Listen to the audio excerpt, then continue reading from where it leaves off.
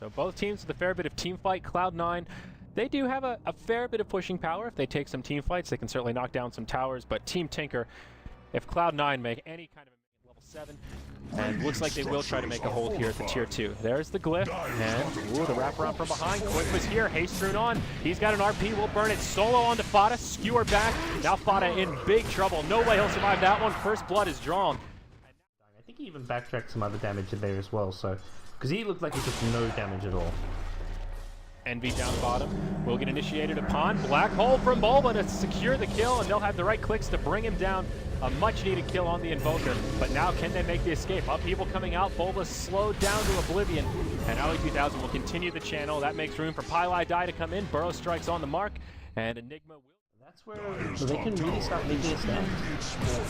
Eternal Envy down bottom will get caught by the RP. Just a solo one coming out from Koikba, but there's Ali2000. Warlock ultimate. Out comes the Chronosphere as well as the Epicenter. Team Tinker in big trouble. Will finally get a taste of this team fight prowess. They'll trade their Invoker for this fight and also lose their Sand King in the mix, but now Fada comes in, cleans it up, and ends as a 2-for-3 trade. But it takes all 5 heroes of Cloud9 to make it happen. The rest of Team Tinker, Sing Sing and Pycat in the mid lanes, force out the glyph and do decent damage to this tier 2 tower. Yeah, entire Cloud9 team as well as all of their big ultimates, but still a favorable trade. So that's the kind of fight they just have to take at this point. They can actually buy back and make a hold. Wow, Sing Sing will get caught. The buyback proves worth it from Pylai Die as they get another counter kill in the way of map control right now. They've got one ward down outside of their Ancient, but their jungle is completely dark. And Team Tinker will try to use this to their advantage. We see over the side of the tree line, Koikba does have an invisibility rune on. Blink Dagger at the ready. There's your RP on 2. Skewer back right into the ice path, but Ali2000 there with the golem. That'll help break things up. Bone 7 to follow up. Sing Sing will take a Sunstrike to the face. The meatball flying through. Team Tinker will survive the initial onslaught by grabbing 2 kills of their own, and they'll be okay with this trade. They also get the golem, a nice 100 gold bounty going their way. If you can get it on the Void before he Chronos, get it on like someone like the Sand King to disable and lock him down. Top tier 1 tower goes down before this fight really breaks out. Fada still has a fair bit of duration on his ultimate. Now Bone 7 hops in. Fada in full retreat. Sing Sing on the other side. And Koikba cancel casting the RP but won't be able to get it off. They'll lose their Jakiro and get a counter kill on the Sand King. Is Sing Sing doing a great job just zoning out the rest of Cloud9 as the Chronosphere came out. Now Envy will get left behind. He could potentially look for a ghost walk here, but no, there's the black hole. That'll lock him in place, and even the golem will get pulled towards the center of the hole, and another nice 100 gold bounty going the way of Team Tinker. A noble effort from Ali2000. He's playing ring around the Rosie with Koikba here. He's in some trouble. Looks like his TP got cancelled.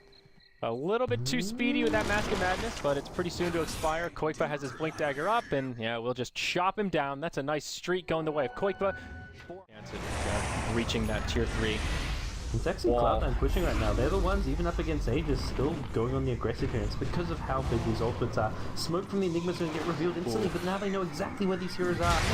Oh, yeah, break the tree line. Pylai Die gets caught. Sand King will fall before he can get off the ulti. The tower will stay standing with plenty of hit points to spare. Bone 7 gets caught by an RP, and they'll bring him down before the Chrono can be deployed. Fada will get off the Exorcism, but to what avail? He's already lost 2 of his teammates. They'll both buy back. In comes the ultimate from the Warlock. That'll stuck EGM in his place. Sing Sing slow to an oblivion by the upheaval. Now the counter kills come about as Sand King gets off his ultimate. The Enigma will fall. Triple kill for Pycat though. That's now the Magnus is on the run. And that'll be the Aegis and their Magnus. So Cloud9, they take a big team fight. It costs them 2 buybacks, but they make it happen. Off to the side, Pycat comes back from the Aegis. Will get caught inside of the Chrono. Throws out a Hex, and no, the silence is there, and that'll interrupt his teleport. 1,000 gold. He got an ultra kill on that fight. Kills if they can. Yeah, maybe a Malefice into Ice Path would have been enough, but now Pylai Die smoked up, will catch Pycat with a stun. The Sunstrike is on the mark, but oh, the Golem, it's a complete whiff. Boba will pop his BKB after it comes down. Pycat was caught in the duels, and he'll be able to survive. Ali2000 goes down to the Wrath of Nature from the Nature's Prophet, despite the Chrono coming out. Bone 7 taking a lot of damage, will still fall to the Jakiro. Sand King with the ultimate will be off the mark, and it's already a 1-for-2 trade. Make it a 2-for-2 as they lose their Jakiro, but in comes Sing Sing. BKB on, ready to go hard on Fada, doing as much damage as he can. If he can bring him down to stop the Exorcism, this will be huge, and down he goes. Now Eternal Envy on the run. Koikba in hot pursuit, Blink Dagger up in 3, and has a shockwave here. Also has an RP, but shouldn't need it. We'll be able to just stab him down with the the old staff there. Well, he'll chase him down into an oblivion, and Pycat, or pardon me, Pylai comes in and brings down Sing Sing's Troll Warlord. So it's already fallen. That Prophet, the one to pick up the Aegis. And a fight breaking out around the backside. It is Pylai who gets initiated on first. Will force staff to the low ground, and now it's EGM that's on the run, as he's been pretty isolated. Koikba is in the tree line looking for the big RP, but his Blink Dagger is going to get canceled here, as he does start taking some ghost damage. They'll lose EGM first, Sing Sing coming around the side, but Ghost Walk will keep the Invoker standing. Top lane, Nature's Prophet is pushing in while they're just biding their time. He forces out the Glyph, and they just want to cancel TPs. First RP used on Bone 7. And now, out comes the Malefice, the Skewer. They'll find the kill onto the Void. Epicenter from Pylai does some damage, but not enough for any kills, and there's no follow-up. Sunstrike comes through, does clip Bulba, and Sing Sing. Again, not enough damage for a kill. Sand King will pay for his life, as the rest of the they're ready to take the fight. It's Fada in the front lines. He doesn't have much time left on the Aegis. He'll be going down in about 30 seconds. And there's Sing Sing getting initiated upon, but the big RP from Koikba to get it started still has the refresher available. Black Hole from Bulba comes out on 3, pops his BKB, will get interrupted straight away by the Golem. But Sing Sing falls, buys back, Faceless Boy goes down, Death Prophet to boot, loses the Aegis at about the worst time possible. Now Envy gets converged on, Cloud9 in shambles. Aoi 2000 will survive for a few more seconds with the Shadow Word, but it won't be enough to ensure his survival. And Cloud9 in big... Corona, if you're not caught inside it, you can hex him. There's a lot to lock down this Void, and be in this room. Oh, connects with an RP on 2. In comes Sing Sing with the Whirling Axes. Vada pops the ultimate. In comes the Sandstorm, but it's just not enough to secure any kills. Void will go down first, and now the Black Hole is there. Gets interrupted right away by Aoi. He's on point that time. It'll proc the Aegis on the Nature's Prophet, but Fada gets a drop before the damage can really hurt too much. The Golem gets picked off. The buyback scenario for the Radiant side looking grim, and this could be the game-ending push. Jakiro will buy back and TPs as forward as he can, even though it's just outside of the base. Upheaval slowing them down, but just delaying the inevitable here. Oh, and boy. Even Death Prophet has buyback in like 20 seconds, but there's no exorcism. They used it during that fight. So this is really now Aoi bad will for get Cloud9. caught. And this is it. Aoi buys back, Glyph comes out, but no outer towers remaining. Tinker should be able to do crippling damage, if not just push for the win with this. Even Void coming up, he'll have a Chronosphere, but he just doesn't do any damage. He has a Mask of Madness, and that's it.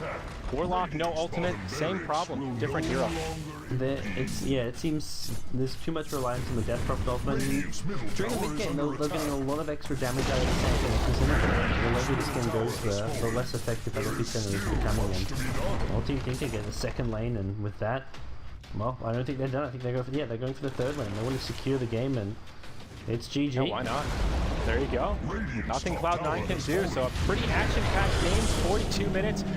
Can't really say that Cloud9 ever had control of the game, but they put up a good fight through most of it, and Team Tinker just come out victorious with a series of big ultimates. And I look at Koikba as kind of an MVP there. He played a really strong mag and just had RPs coming left and right, it felt like. Yeah, I think Koikba's my MVP as great as Pycat farmed, and he played a really strong Nature's Prophet. It was the RPs in some of these team fights